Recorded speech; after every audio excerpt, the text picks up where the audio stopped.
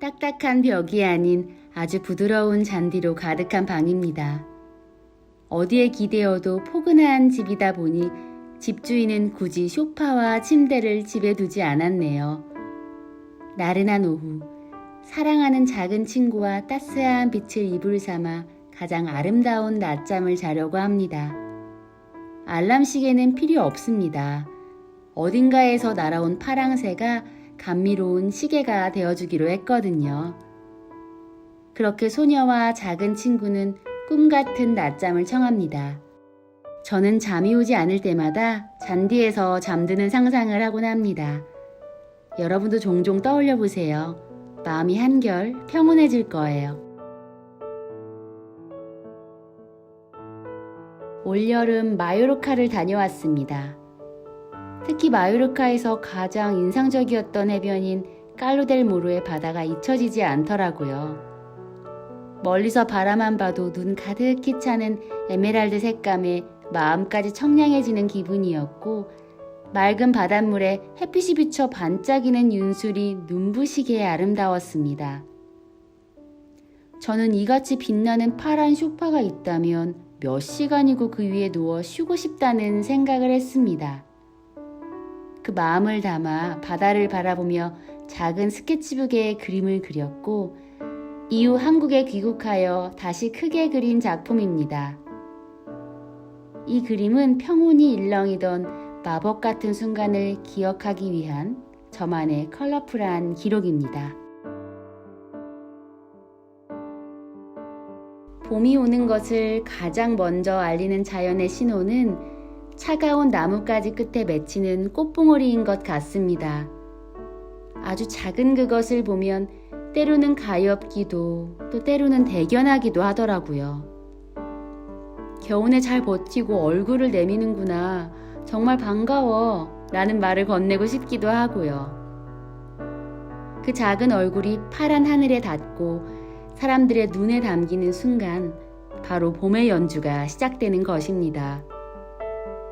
봄이 오면 그 소리를 마음으로 꼭 느껴주세요. 마음이 힘들고 지칠 때면 신기하게 사람은 본능적으로 자연을 찾습니다. 정적이 흐르는 밤, 생명 없는 장작이 타는 소리를 들으며 마음의 번잡함을 정리하기도 하고요. 냉정하게 말하면 모닥불 소리는 죽어가는 자연의 소리입니다. 그렇게 자연은 사라지는 과정도 아름답고 누군가를 위로해 주더라고요. 어느 날 장작을 잔뜩 쌓아두고 밤새 그 소리를 듣고 싶은 밤이었습니다. 아마도 며칠간 일상에 많이 치여 지쳐 있었던 것 같습니다. 하지만 자연이 사라져가는 소리가 아니라 온전히 건강한 자연의 소리를 더 듣고 싶었어요. 가지에 빼곡히 잎사귀가 들어차서 바람이 불면 잎사귀가 서로 부딪혀내는 소리. 가지 사이를 통과하는 바람의 신비로운 휘바람이 너무 그리웠습니다. 그래서 이 그림을 그렸어요. 몸의 온도가 아닌 마음의 온도를 어루만져주는 모닥불입니다. 너무 뜨겁지도 지나치게 차갑지도 않은 따스함과 시원함을 동시에 내어주는 제가 생각하는 가장 아름다운 녹색 불꽃입니다. 더위를 피하고 싶었던 두 사람에게 기꺼이 가장 소중한 자신의 마음을 내어준 자연의 모습입니다. 그리고 그와 동시에 두 남녀가 서로의 사랑을 확인하는 아름다운 순간이기도 하고요. 이곳은 자연이 준비해 놓은 너무 깊어서 위험하지도 너무 얕아서 실망하지도 않는 가장 푸르고 안전한 수영장입니다. 한겨울 차를 타고 지방으로 장거리 이동을 하고 있었어요. 고속도로 너머로 빌딩들이 점차 사라지고 헐벗은 산들이 보였습니다. 산 능선마다 뾰족한 나무들이 선을 긋고 있었는데 저 나무들은 날씨가 춥다고 죽거나 말라 쓰러지지 않는구나. 이 추운 겨울 찬바람 다 버티고 봄이 올 날을 기다리며 그 생명을 저 깊은 뿌리에서 지켜내고 있겠구나 라고 생각했습니다. 그렇게 생각하다 보니 그 앙상한 나무들이 겨울을 버텨내는 강인한 동물의 털 같아 보이더라고요. 저는 그렇게 겨울의 말을 만났습니다. 그 모습은 매 겨울 단 한 번도 불평불만하지 않고 조용히 버티며 기다릴 줄 아는 겨울의 성숙함이었습니다. 바르셀로나 어느 작은 공원에서 커다란 나무 한 그루를 만났습니다.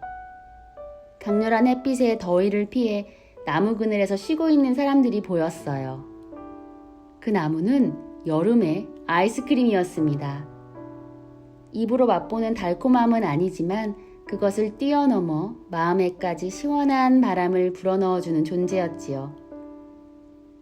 스페인의 뜨거운 햇살을 먹고 건강하게 자라 작은 것에게 푸르고 시원한 그늘을 내어주는 녹지 않는 거대한 아이스크림을 만나보세요. 계절이 봄을 지나 여름으로 들어가던 때 하늘을 야금야금 채우는 나무들이 점점 더 녹색으로 가득 찼습니다. 고개를 들면 잘 뭉쳐진 잎사귀들이 낮게 깔린 구름들처럼 하늘과 맞닿아 있었어요. 장맛비 막아줄 우산에 바람을 실어 녹색 구름들 사이로 훨훨 날아다니고 싶었습니다. 눈을 감고 그 상공을 누비는 용감한 상상에 빠져봤어요. 오르다 힘들면 가까운 구름에 앉아서 쉬다가 천천히 내려오면 딱 좋겠더라고요. 여름이 오면 다시 만날 녹색 구름들이 벌써부터 기다려집니다. 충남 서산에 사시는 할머니 댁으로 향하다 보면 잘 나눠놓은 논밭이 길 양쪽으로 펼쳐집니다.